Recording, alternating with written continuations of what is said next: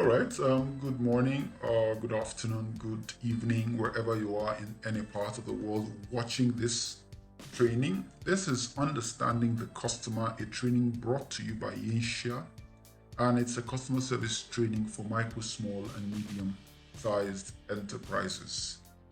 All right. So we're going to ask ourselves three questions to start with. We're going to first of all ask, what is this training about?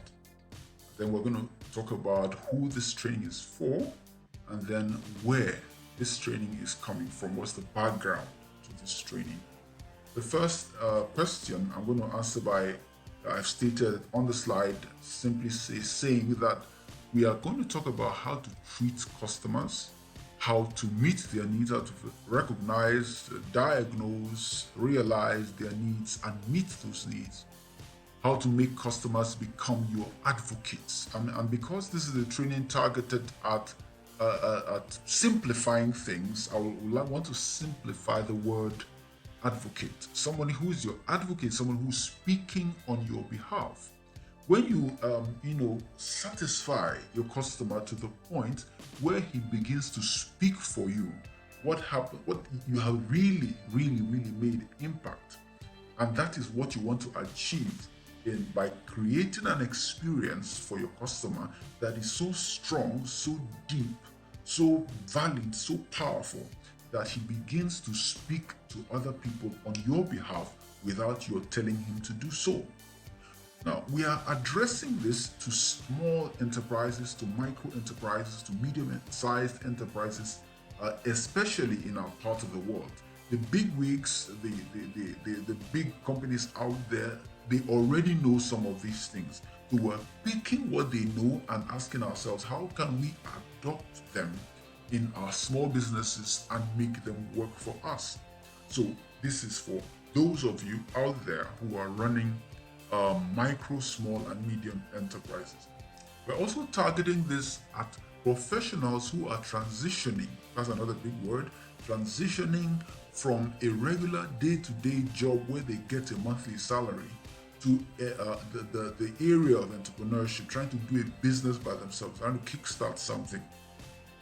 Now, one of the reasons why this is relevant to those kind of people is because there's a mindset shift that is required in order to go from being an employee to being an employer. No matter how small your scope of being an employer is, there's a mindset shift that is required, and customer service is part of that shift in your mind that has to happen.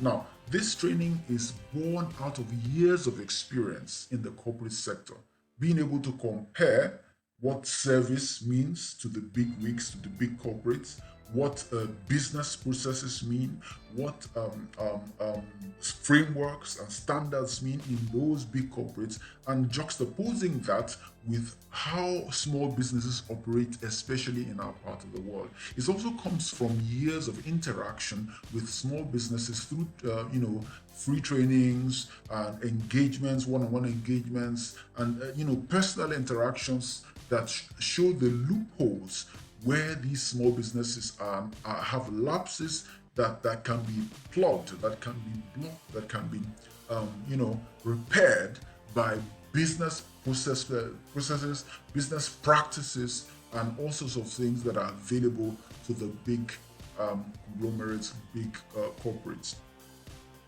Now, it also comes from a place of a conviction that micro, small, and medium-sized enterprises can thrive better if they are able to adopt these big company practices and adapt them to their context and be able to, follow similar processes, follow similar practices that these. We must wear those shoes. Be the one who is listening to the customer to know what they want.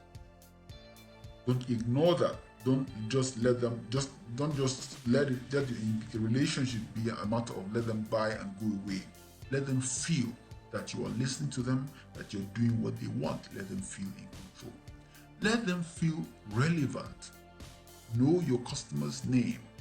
When we were doing service desk back in the day, we were told that a person's name is one of the sweetest things they will ever hear.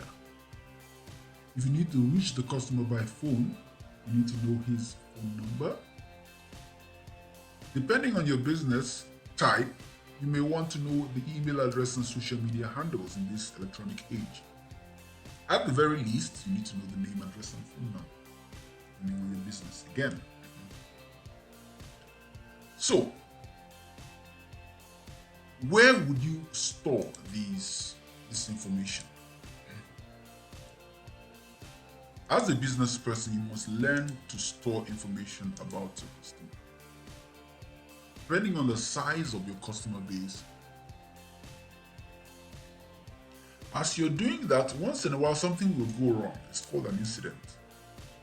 Maybe you finish taking a measurement. After you've sewn the trousers don't fit, the waist is too big. You need to resolve that incident. You need to resolve that incident. You need to fix it. You need to fix it for the customer to be happy. You need to ask yourself a few questions about how you manage those incidents, those issues that come up. How do you capture it? How do you record it? So I give you the name, service request form. This form is intended to capture your data for the purpose of delivering service to you. Now, I must say that one of the reasons this is important is that in certain countries, for example, there's something called GDPR, that is General Data Protection Regulations.